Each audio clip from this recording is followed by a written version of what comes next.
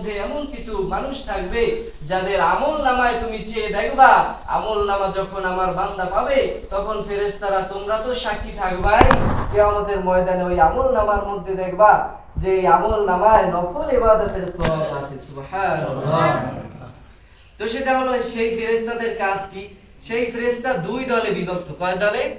দুই দলে সেই ফেরেশতা বিভক্ত। দেখেন, আপনি আমি যখন ফজরের সময়, ফজরের নামাজের সময়, নামাজের পরে একদল ফেরেশতা চলে আসে, নামাজের পরে একদল ফেরেশতা আমাদের কাছে চলে আসে।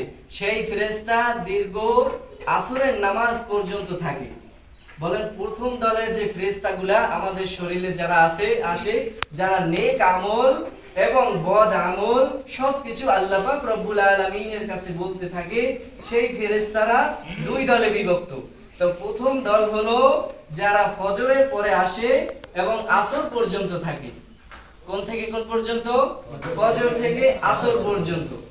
তো আল্লাহ পাক রব্বুল আলামিন কোরআনের মধ্যে বহুবার বলেছেন যে তোমরা মধ্যবর্তী নামাজের প্রতি গুরুত্ববান হও। এরপরে আসরের সময় চলে যায়, অন্য বিকালের রাত্রে ফেরেশতাগুলা আবার আল্লাহ পাক রব্বুল আলামিন পাঠিয়ে দেয়। আল্লাহ পাক রব্বুল আলামিন ওই আসরের নামাজে আমরা যখন দাঁড়াইয়া যাই, ওই সময় দ্বিতীয় ফেরেশতার দল চলে আসে। সুবহানাল্লাহ। তো দ্বিতীয় ফেরেশতার দল যখন চলে আসে, আর আপনি যদি ওই সময় নামাজরত অবস্থায় থাকেন, আল্লাহ পাক রব্বুল আলামিনের প্রশংসা অবস্থায় থাকেন, তাহলে আল্লাহ পাক রব্বুল আলামিনকে গিয়ে বলবে যে হে আল্লাহ পাক রব্বুল আলামিন, আমি যখন গিয়েছি তখন দেখি তোমার ইবাদত করতেছে, বান্দা তোমার ইবাদত করতেছে। তাহলে আসরের সময় কিন্তু দ্বিতীয় ফেরেশতার দল এই দুনিয়ার জমিনে আসে, মানে আমাদের কাছে আছে, আমাদের সকলের কাছে এখন আছে প্রথম ফেরেশতার দল। এখন কোন ফেরেশতা? প্রথম ফেরেশতার দল।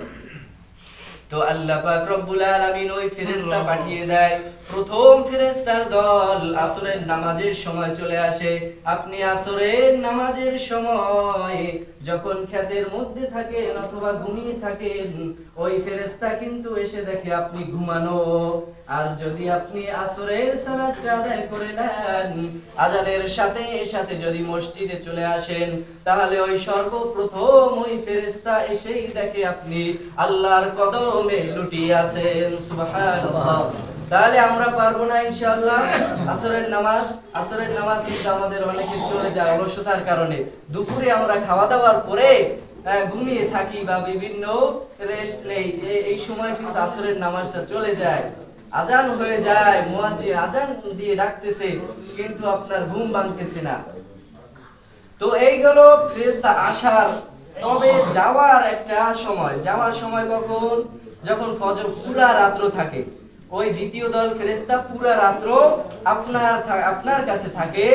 যখন ফজরের সময় আপনি নামাজে দাঁড়ান, তখন আবার ওই দ্বিতীয় নাম্বার ওই ফেরেশতাগুলা আবার আল্লাহর কাছে চলে যায়। আল্লাহর কাছে গিয়ে আল্লাহর কাছে যাওয়ার সময় দেখে যায় আপনি ফজরের সালাতে দাঁড়িয়ে আছেন। সুবহানাল্লাহ। তো আল্লাহ, আপনি যদি ফজরের সময় ঘুমিয়ে থাকেন, তাহলে ওই ফেরেশতা আল্লাহর কাছে গিয়ে কি বলবে? যে আজান হয়ে গেছে, রব্বুল আলামিন সুবহে সাদেক হয়ে গেছে, কিন্তু তোমার বান্দা এখনো ঘুমিয়ে আছে। আজান হয়ে গেছে আসরের আল্লাহ। আর যদি আপনি আসরের নামাজের মধ্যে থাকেন, ওই ফেরেশতা আসার সাথে সাথে, এবং আসরের নামাজের পরে ঈশার নামাজ, এরপরে ফজরের নামাজ যদি আপনি পড়েন, আদায় করেন, তাহলে ওই ফেরেশতা আবার যখন আল্লাহ পাক রব্বুল, ওই ফেরেশতার ডিউটি শেষ। ওই ফেরেশতার ডিউটি হলো আসরের নামাজের শুরু থেকে ফজরের নামাজের শুরু পর্যন্ত।